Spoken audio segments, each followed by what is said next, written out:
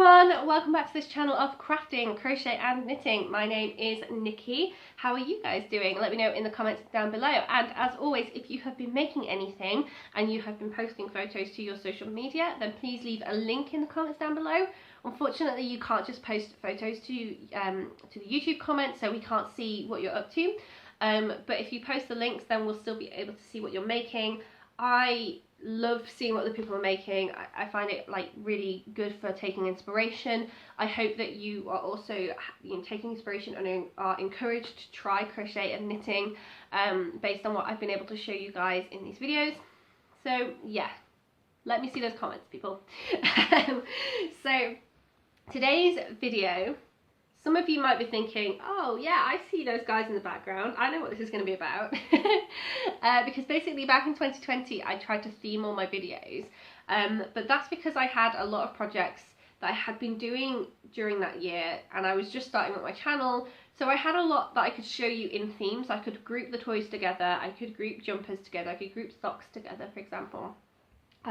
But 2021 isn't really going to be like that for me, because 2021 is all about busting through my stash.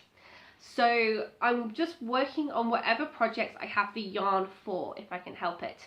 I have bought more yarn, so it's not going so great right now.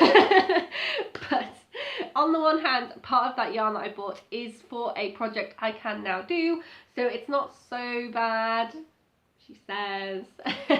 But basically I'm trying to bust through my yarn. So you're gonna see a lot more videos now which are gonna be a bit more general. There's gonna be maybe a toy, a jumper, a toy and a pair of socks, something like that.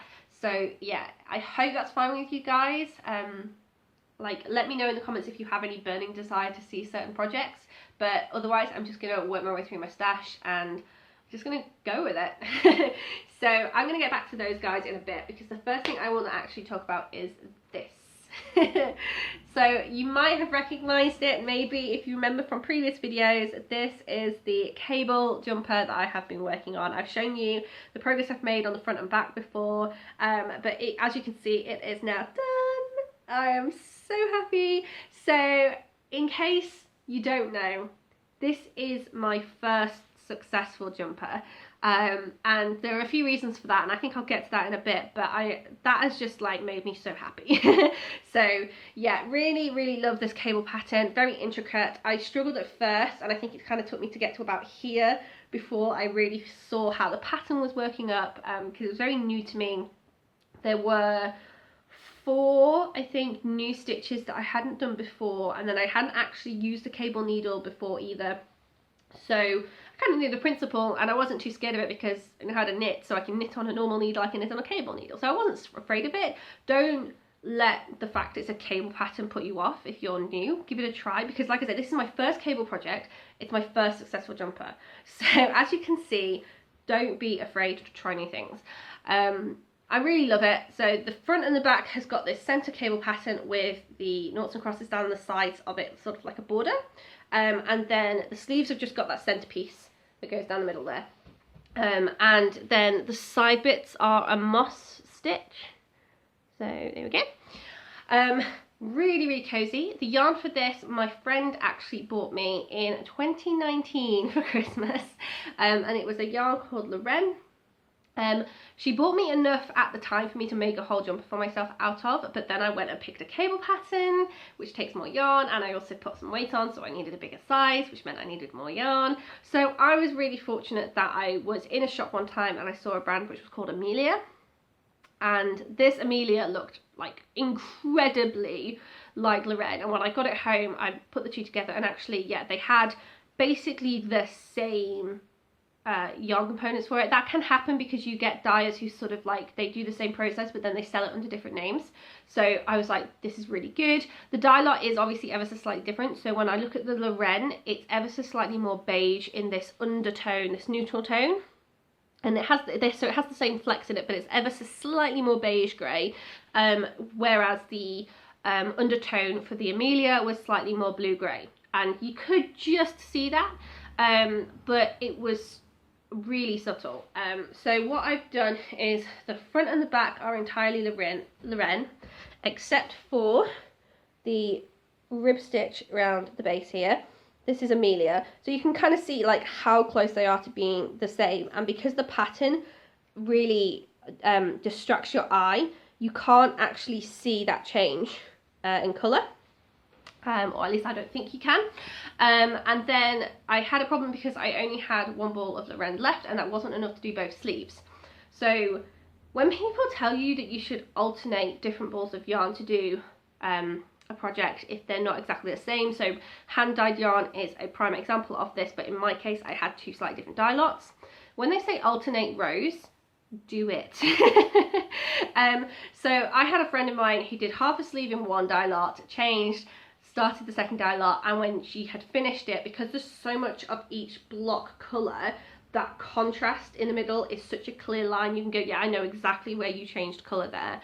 Whereas if you do, so this is worked straight, not in the round. So if I go one way back and then back, so 2 rows in one colour and then switch, so that I've always got one side is where my yarn is getting carried up, then you can't see it nearly as much. And in fact, you can maybe only just see, so this was all Loren, this was alternating Loren and Amelia, and I'm just now like looking at it and I'm just wondering if it's the light or if it's the yarn, but you can see that this is grayer than the front section. It's the same actually with the sleeve, so it might be the yarn, but it's so subtle because I alternated. If I'd have just gone straight up with the Amelia, then it would have been a much stronger contrast. I've done the neckline in the Amelia as well actually, so overall I don't think you can really tell. Like, I've got my arms crossed like this, you really can't tell that I've used different yarns. I think it's like partly light and partly the yarn, like the light is bringing out that difference. But yeah, so important thing to do. And I said about how I'm really happy with this jumper. What I've learnt from using these patterns and making jumpers is that patterns can be good or bad. So it's not that I paid for this pattern and the bad ones are the free ones. This was a free pattern too, but the difference is that I think this was in 6 sizes and the ones I tried previously were in 3. So I'd actually sat between 2 different sizes in those previous ones, and so I'd work it up and it would be too big, I'd work it up in the size below and it would be too small, so I would then have to sit there and do the maths to work out how I want to alter the pattern and then do it a 3rd time. Yay! Not with this jumper. I actually have nothing that I'm prepared to rip this jumper apart for. This jumper is brilliant. Like I've already said, I'm absolutely loving the sleeves. I used to do a lot of tech, so sound and lighting, so I've got quite broad shoulders for a female figure, and so when I go clothes shopping, it's usually the arms that are way too tight on me. This sleeve, however, the increases are just perfect. They're in exactly the right place. I will be keeping hold of the sleeve pattern for future projects.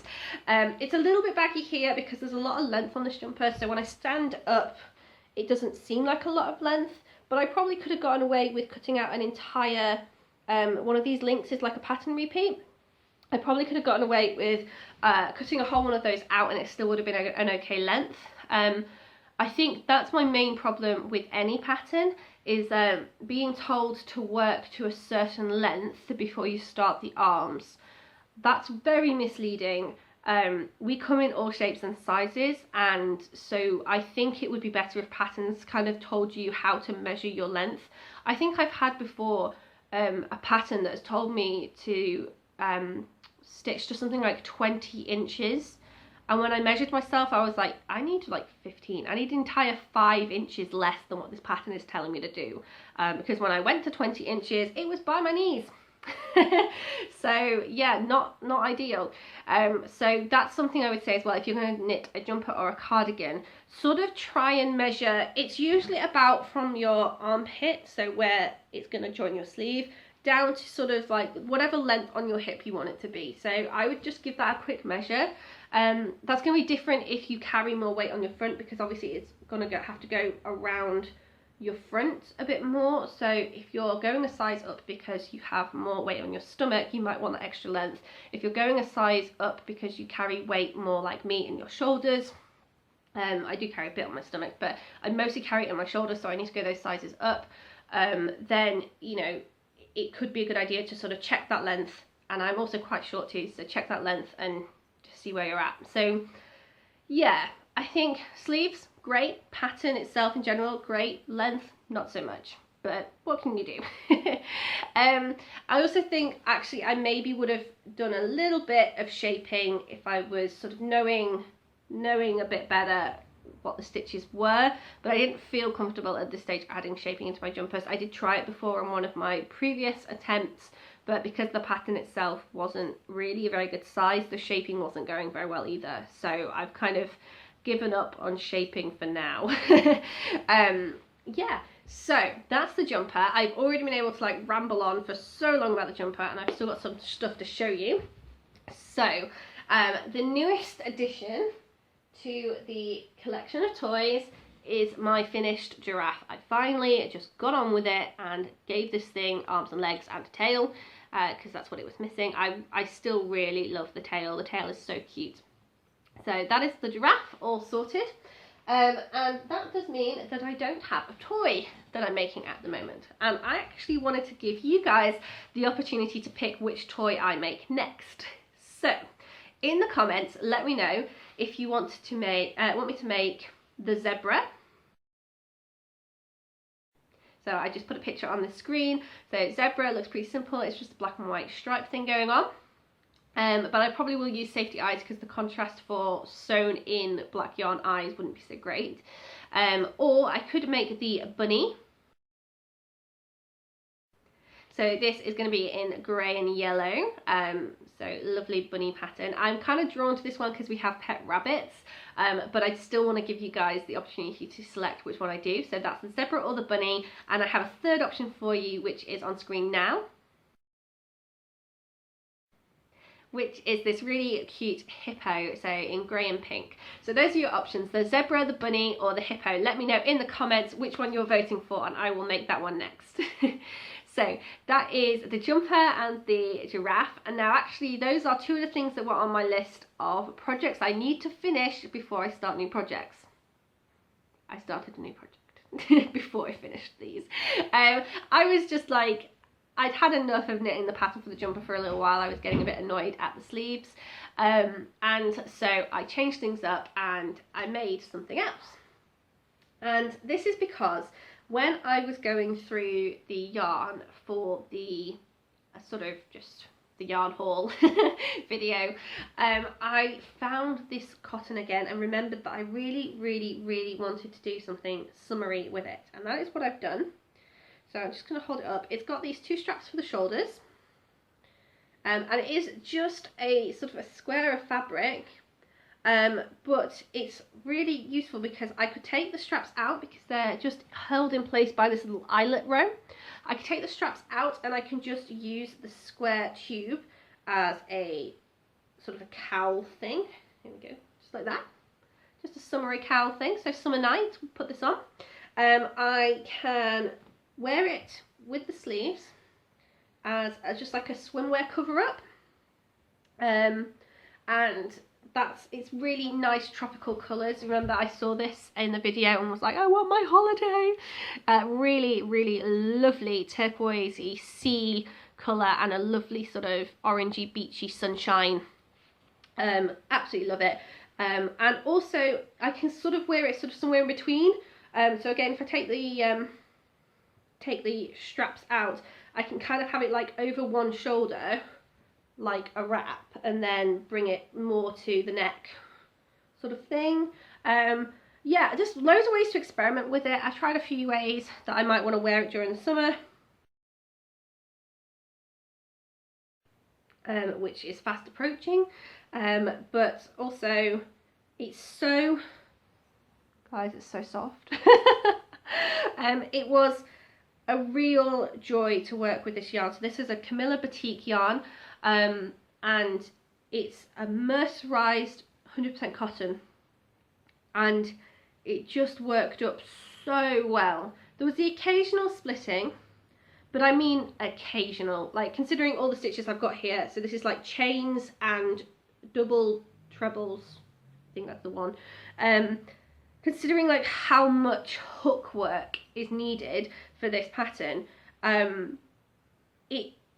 it was 1 or 2 times that I went through the yarn a bit, and that was sort of more than anything when I wasn't paying attention. So it was so lovely to work with. I thoroughly enjoyed this, and I intend to buy more. I know I'm supposed to be busting my yarn, but I really love this so much that I want to actually have this in my stash. Before I was like, oh, I bought that for a project that I never did, and now I really want it back in my stash. I love it. I would love to do little baby cardigans out of this. I'd love to do more sort of wraps and more sort of summery dress things for me out of this.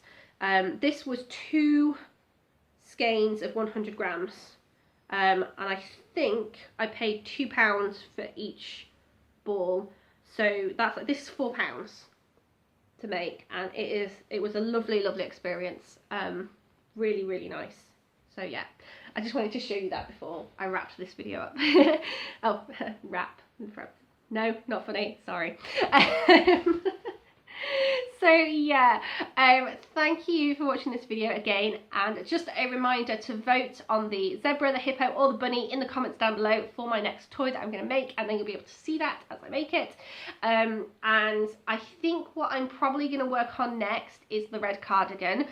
I have resized it. I'm probably going to have to rip the whole thing out and go again on that one. I think this is about the 4th time of making this.